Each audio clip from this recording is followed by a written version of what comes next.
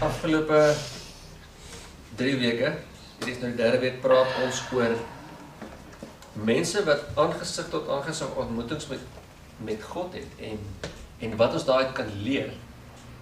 Eerste week net, het gekyk na die storie van Johannes en ons gesê dat 3 punte op die storie van Johannes. Johannes het 'n openbaring van Jesus gehad, die kort so ding. Johannes' openbaring het deeltyd gegroei. Dis nodig dat dit gebeur, die deeltyd kan net 'n eenmalige gebeurtenis wees nie. En Johannes het 'n openbaring van homself in Jesus gehad. So dis goed wat ons nodig het. Laasweek het ons gekyk na die storie van Maria, wat die moeder van Jesus is. En dit wat ons baie geleer het was, die antwoord vir die wonderwerke in jou lewe is, luister na wat Jesus vir jou sê om te doen en doen dit volkome. Hierdie week kyk ons na die volgende verhaal en dit is die verhaal van die Samaritaanse vrou wat Jesus ontmoet het. En die storie is in Johannes 4, as julle wil saam lees. Ons gaan die dinge sulke paaiamente doen.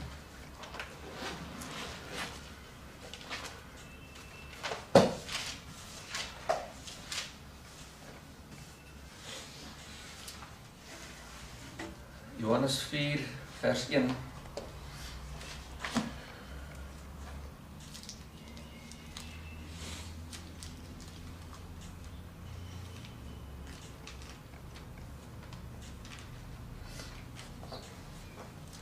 Okay. Toe die Here dan verneem dat die Fariseërs gehoor het dat Jesus meer disippels maak en doop as Johannes, alhoewel Jesus self nie gedoop het nie, maar sy disippels, het hy Judea verlaat en weer na Galilea gegaan. En hy moes deur Samaria gaan. Hy kom toe by 'n stad van Samaria wat Sigar genoem word, naby die stuk grond wat Jakob aan sy seun Josef gegee het. En die fontein van Jakob was daar. Jesus het toe, omdat hy moeg was van die reis, sommer by die fontein gaan sit. Dit was omtrent die 6de uur. Daar kom toe 'n vrou uit Samaria om water te skep. Jesus sê vir haar, geef my water om te drink, want sy disippels het na die stad gegaan om voedsel te koop. Okay, so hier is die setup van die prentjie. Jesus loop en die Bybel sê hy moes deur Samaria gaan. En interessant is, die meeste mense het nie, hulle het om Samaria getrek. En dit sê dat Jesus het geweet, hier kom 'n ding, dis iemand wat nodig het. Hy moes toe gaan. Dit het hom die Heilige Gees het hom gedwing om deur Samaria te gaan, want hy het geweet wat moet gebeur daar. So iemand het 'n ontmoeting met hom nodig. Nou die vorige verhale wat ons nou gekyk het ons heeltyd gekyk wat kan ons daaruit leer vir onsself. Hoe kom ons naby aan Jesus? Hoe hoor ons God aangesig dit was op onsself van toepassing. Hierdie gedeelte gaan anders te wees in die sin van ons leer ook obviously, maar dit is vir ander mense. Hoe kry ons ander mense by Jesus uit om ontmoeting met hom te hê? Dis wat ons uit hierdie verhaal gaan kyk vandag. En die lekker ding is, ons gaan by Jesus self leer. Hoe om iemand te kry om ontmoeting met God te hê. Want hy doen dit hierso. Okay, so, as iemand by Jesus wil uitkry, dan moet 'n groter stoel kry op 'n kleiner Bybel. Is hier die eerste ding. Punt 1, moenie stry nie. Ja, nee, dit is belangrik. 'n Persoon wil gewoonlik nie soveel stry as wat 'n mens dink hulle wil nie. En ek weet ek sukkel op met daai ene, ek hou van dis 'n stry. Ek moet 'n simposium. Of iets. Nee, ek stry net met dies wat ek voel. He's attacking me now. Is die So, met weer gesprek? Daar is 'n hele geestelike wêreld betrokke. As jy iemand ontmoet en wil weer daai toe. So ek dink een van die heel eerste goede wat die duiwel inspuit in hierdie mix is 'n gestryery. En Jesus in hierdie hele gedeelte, ons gaan nou daarna kyk, raak nooit in die stryd met hierdie vrou nie. Hy antwoord die hele tyd op vrae sonder om te stry. Nie eers in Matteus 4 met Jesus 'n versoeking, met die duiwel homself, raak Jesus in die stryd nie. Die duiwel sê vir hom, as jy die seun van God is, en Jesus sê, maar ek is die seun van God, maar ek gaan jou bystaan, dis niks van daai nie. Dis net, Jesus sê net vir hom, Jesus antwoord nie sy ding, hy sê, wel is maar geskryf, en eventually gaan weg, daar is nie gestoei nie, daar is niks van daai nie. Nou hier is die 3 redes op die 3 van die goede waaroor mense oor die algemeen stry, en dis in hierdie storie. Die eerste ding is vers 9. En die Samaritaanse vrou sê vir hom, hoe is dit dat u wat 'n Jood is, van my vra om te drink, terwyl ek 'n Samaritaanse vrou is? Want die Jode het geen gemeenskap met die Samaritane nie. So hier kom die ding van ras in. En sy sê vir Jesus, dit verstaan jy so? Ons kan nie met mekaar praat nie, ons is van verskillende rasse. En wat nog erger is ons rasse het 'n bietjie van 'n geskiedenis met mekaar. Nou dit klink vir my sommer baie bekend. Ja, nee, hy is baie lank. So, sy vat nog 'n stapie verder en sy sê ook nog die ding van geslag, van ek is 'n vrou en jy's 'n man, kan nie met mekaar praat nie. En Jesus stoor nie met hierdie ding nie, niks. En die rede is, dis 'n mensgemaakte lyn, dis 'n mensgemaakte grens. Dis nie goddelike grens nie. So, Jesus verdedig nie as die ding nie, want hy weet, dit gaan nie oor die swart, geel, piek of rooi is nie. As jy met iemand praat, dit gaan ons nie 'n saak of hy man of 'n vrou is nie. Die persoon wat voor jou staan, is 'n siel wat Jesus nodig het. Die res is die versiering. God het ons interessant gemaak met al hierdie staf bo op ons. Maar dit wat by God uitkom, is die ding wat dieselfde is. Ek glo nie in evolusie soos wat die evolusie teorie in die geval nie. En ek glo in geskaapenheid. En ek dink nie kan dit twee meng nie. Maar rasisme sê dat evolusionêr is een ras meer ontwikkel as die ander. En dit kan nie wees nie, want God het almal na sy beeld gemaak. En ek dink net soos wat God gesê het, man en vrou is my beeld, kan jy nie 'n equation wegvat van 'n kleur of 'n geur of 'n taal of dit nie. Dit mors met die image van God het mense in sy beeld gemaak. So dis die eerste ding. Sy trek die raskaart en sy sê ons kan nie praat hierso nie want ons is van verskillende rasse en geslagte. Die tweede ding wat gebeur met 'n gestryery gewoonlik, vers 11, en die vrou sê vir hom, Here, u het nie eens 'n skep dingetjie nie. En die put is diep. Waarvandaan kry u die lewende water?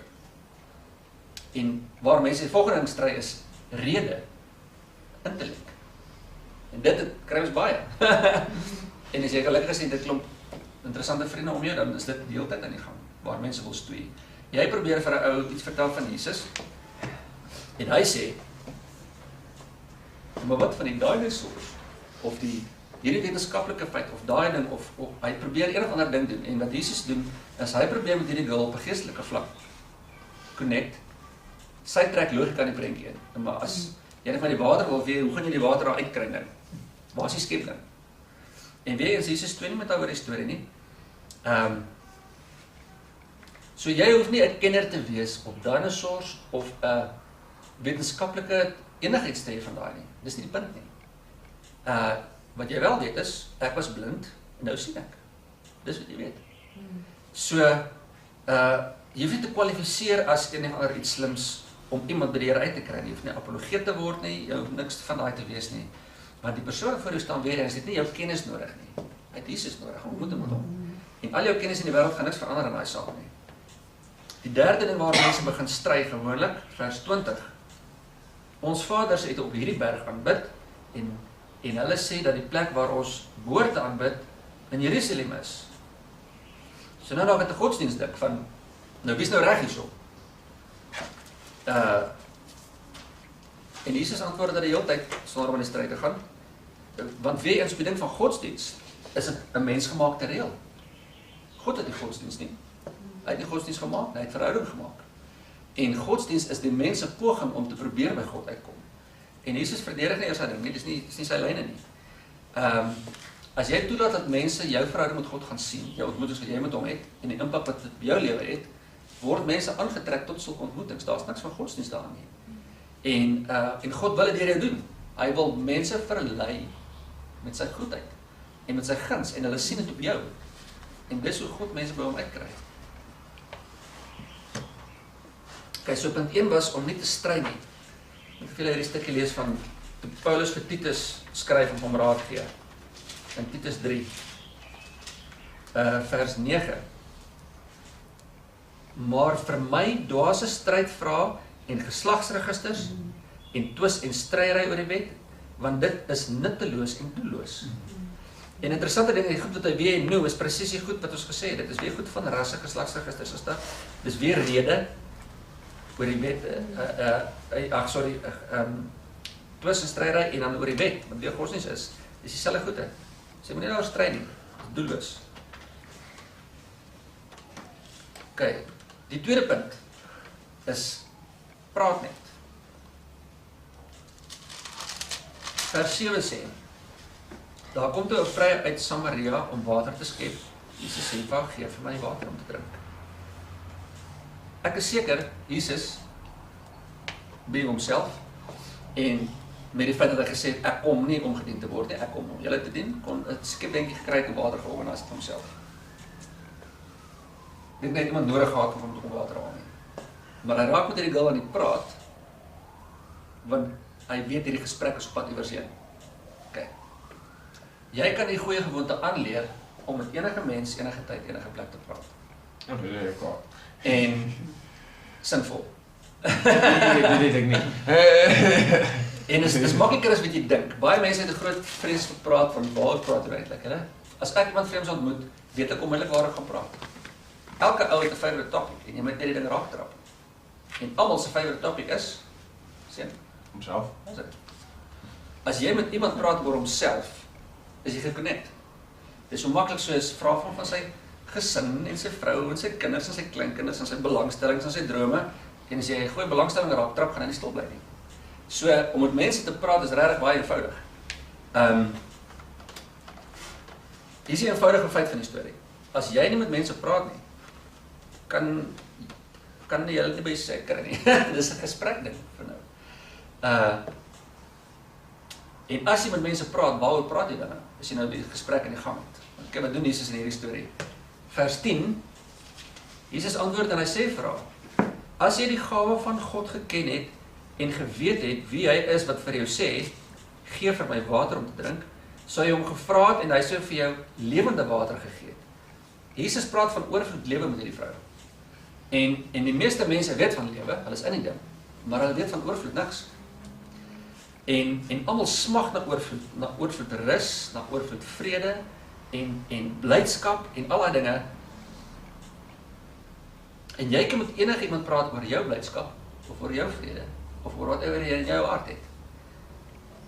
Sonder dat jy jou geloof op hulle afdoen, want dis wat mense krapperig maak oor die ding van kry mense by Jesus uit is. Mense voel krapperig as hulle aangeval voel oor goede. So die ding van praat net oor oorvloedige lewe is jy vertel bloot jou storie. Storie vertel is maklik.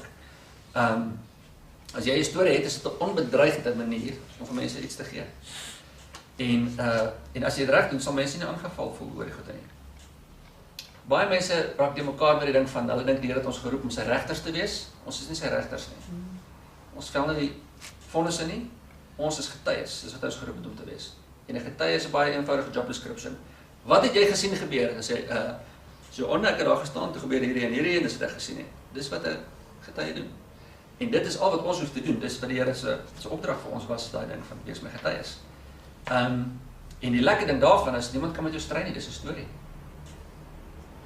Deel van my storie, niemand oor kan stry nie, is dat ek dood was en Adley en daar is nie veel oor te sê nie. Ek kan nou stry nie. Dis 'n eenvoudige ding. Daar's en almal het iets in sy lewe wat hy 'n storie oor het. En daar's die bewyse en die goeie en jy het so lank stukke papier wat jy hulle kan wys. Niemand kan stry oor die ding nie, maar dis nie konfronterend nie. En al het jy nie groot ingrypende dinge wat gebeur het nie. Die meeste mense het nie. Ek het nog nooit met iemand gepraat wat self dood was nie. En so dit impres nou nie die hele volk nie. Maar die meeste mense het goed soos jy was alleen, jy was bang, jy het gesukkel om te vergewe. Jy was verslaaf aan mense se opinie oor jou, whatever it is, sulke gewone goed van mense. Almal het daai goede, en as jy ontmoeting met Jesus gehad het, en daai goede het verander in jou lewe, het jy 'n storie om te vertel, en as ander mense sit met dieselfde goede, so jy het vir hulle die antwoord na op sig. So Jesus praat oor oorvloed lewe, hy praat vers 13 tot 14, Jesus antwoord en sê vir haar, elkeen wat van hierdie water drink, sal weer dors kry, maar elkeen wat drink van die water wat ek hom sal gee, sal in ewigheid nooit dors kry nie. maar die water wat ek hom sal gee, sal in hom word 'n fontein van water wat opspring tot in die ewige lewe. Jesus praat met daar oor ewige lewe. God het mense geskep en al erken hulle hom nog in daai opsig nie, het almal 'n gat in hulle self. Wat dan wat dink van God-shaped hole?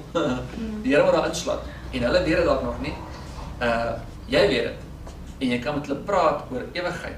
Almal wat ek al mee te doen gehad het van watter oriëntasie ook al, wonder oor die ewigheid. En wat gebeur as ons hier doodgaan? Almal wonder daaroor. So jy kan met hulle praat daaroor. Ek weet nou of julle so was toe julle jong Christene was nie van dit was 'n persoonlike klap in die gesig. Iemand vra maar hy wil nie nou onmiddellik uitkniel en saam met jou bid om Here te aanvaar nie. En ons het wel 'n grind hoor. Ek hou is 'n boetiese stories gehad van die manne roer en hy ons het toe net bekeer gekom seker omtrent 'n jaar voor hom. En ons bid vir hom, Jesus, en toe hy tot bekeer kom, bel ons elke tweede dag om vir ons te laat uitkniel. Sê ons, ons is regtig en nie maar julle moet nou. En ek onthou op universiteit het ons sulke T-shirts gehad en my favourite ene het twee prentjies so gehad. Die ene was 'n prentjie van 'n brein en die ander was so brein binne 'n braaipan bo op so groot vuur. Hy sê, "This is your brain in hell. Any more questions?" That's a joke. This is your brain on drugs. So, Campaign in America. Ek gedoen het. En dank die Here dat my groei deur dit. Daar's net so 'n asiel, want dis die ding daarvan. Mense het kom tot bekering iemand eens toegegee. Oor die algemeen wil mense nie so gesig gestamp wees nie. Want die evangelie van God is goeie nuus. Beginsel veronderstel om te wees.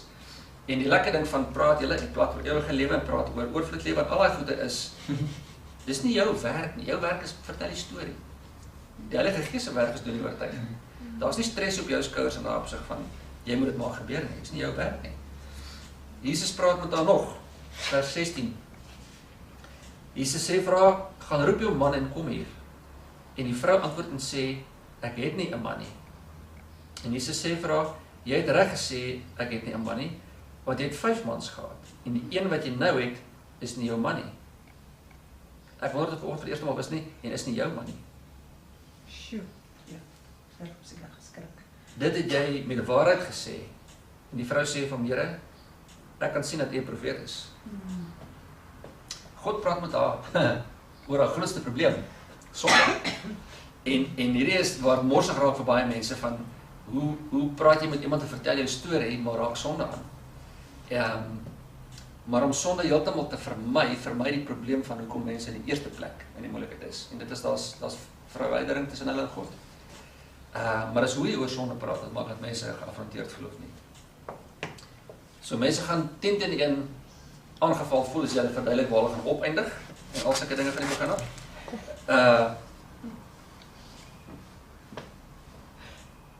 Een van die groot, dink ek, probleme wat die vyand ook insmyt in die hele proses in is, kry dit baie. Mense wat sê Christene dink hulle is beter as die res. So om so ding te ontlont van die begin af, kan jy net sulke eenvoudige goed sê soos, ek is nie beter as jy nie, ek het foute, jy het foute, almal het foute, dis nie die punt nie. Jy kan nog steeds by Jesus uitkom net. So dis okay om oor onderwerpe te praat wat bietjie taai raak soos sonde. En baie keer, weer soos in die begin gewoonlik, as mense baie zealous is en enkele maande en tande en alles, baie mense het 'n groot skrik nodig. So ewen al maak jy foute en vat iemand in die gesig, is nie noodwendig 'n sleg ding nie. Ek weet van 'n paar mense wat tot bekering gekom het met dis nou of is nooit nie. en ons een swaar het net ons het nog saamgesleep na 'n Kerskonsert met die pragtige sagte titel van Heaven's Gates and Hell's Flames. Dit was die naam van die verhoogstuk geweest. En hy het daar uitgestap en gesê, hoekom het niemand my nog ooit vertel nie? Dit was dit. So eenvoudig soos dit. Iemand partykeer het net daai in die gesig nodig. Maar genade kom altyd eerste. Jesus, hulle ken die storie van die vrou wat hy betrap het in oorspel en net van gesê, wel, veroordeel niemand jou nie. Nee, Here, wel ek ook nie. Moenie meer sondig nie. Genade kom altyd eerste. Vers 21, Jesus praat met haar nog. Jesus sê vir haar, vrou, glo my, daar kom 'n uur wanneer julle nie op hierdie berg en ook nie in Jerusalem die Vader sal aanbid nie. Julle aanbid wat julle nie weet nie. Ons aanbid wat ons weet, want die saligheid is uit die Jode. Maar daar kom 'n uur en dit is nou, wanneer die ware aanbidders die Vader in gees en waarheid sal aanbid. Want die Vader soek ook mense wat hom so aanbid. God is gees en die wat hom aanbid, moet in gees en waarheid aanbid. Jesus praat met haar oor verhouding met God. En ek gaan nie lang daarvan maak, as jy met mense praat, kan jy met hulle praat oor verhouding met God, daar is plek vir dit. Vers 25 en 26, die mense sê vir hom, of die vrou sê vir hom, ek weet die Messias kom, hy wat Christus genoem word. Wanneer hy kom, sal hy ons alles verkondig, en Jesus sê vir haar, dit is ek wat met jou spreek. Jesus praat oor homself, jy kan met mense direk oor Jesus praat. En die boek van Johannes is vol goede wat Jesus van homself sê, hy het baie oor homself gepraat met mense, dit was deel van sy gesprekke met mense is, Jesus. So wat was die resultaat van die hele ontmoeting wat hierdie Samaritaanse girl met Jesus gehad het? Die uiteinde van die storie is, haar lewe word omgedop, tot so mate in daai oomblik dat sy terug gaan in die hele stad gaan roep en sê, kom ontmoet die man, dat alles van my afgeweet het, en my nog steeds lief het.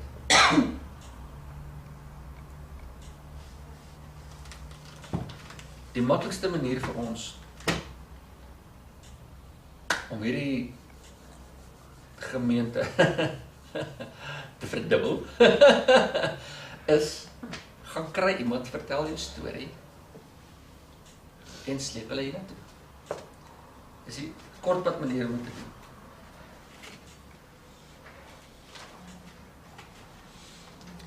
Dis nie 'n evangeliste werk nie, dis nie my werk, dis nie Harry se werk, dis nie een van ons se werk nie, maar dis nie 'n spesialis werk nie, om mense by die uit te kry nie. Ek hoop dis deel van elkeen van julle se konsep van, dis wat Jesus gesê het, wat sy kinders doen.